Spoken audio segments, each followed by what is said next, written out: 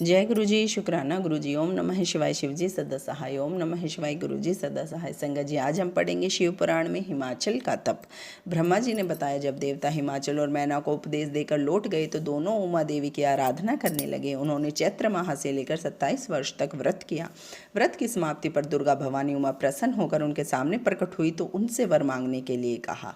हिमाचल ने उनसे 100 पुत्र तथा पुत्री के रूप में उमा देवी से स्वयं प्रकट होने की इच्छा प्रकट की। देवी ने उन्हें तथास्तु कहा और अंतर्ध्यान हो गई। कुछ समय पश्चात मैना के गर्भ से ज्येष्ठ पुत्र मैनाक का जन्म हुआ। वह इंद्र के द्वारा पर्वतों के पर काटने पर समुद्र में छिप गया और समुद्र से मित्रता कर ली। हिमाचल तथा मैना दोनों ने ही देवी की उमा और भगवान शिव के ध्यान में लगे रहते थे। उत्तम समय पर मैना रानी ने गर्भ धारण कर किया और समय आने पर स्त्री प्रकट हुई।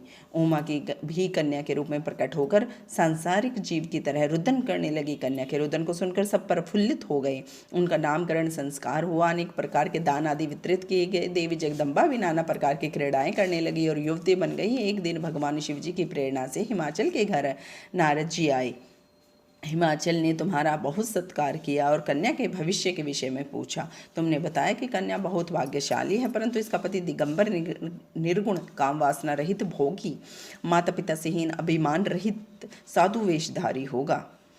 तुम्हारी यह बात सुनकर हिमाचल और मैना बहुत दुखी हुए, परंतु हे नारद, तुमने उनको आश्वासन दिया कि ये सभी लक्षण शुभ है, क्योंकि भगवान शंकर इसके पति बनेंगे। इसलिए पार्वती जी को शिव जी की प्राप्ति के लिए तप करना होगा। जय गुरु जी, शुक्राना गुरु जी। ओम नमः शिवाय। शिव जी सदा सहाय। ओम नमः शिवाय। गुरु जी सदा सहाय।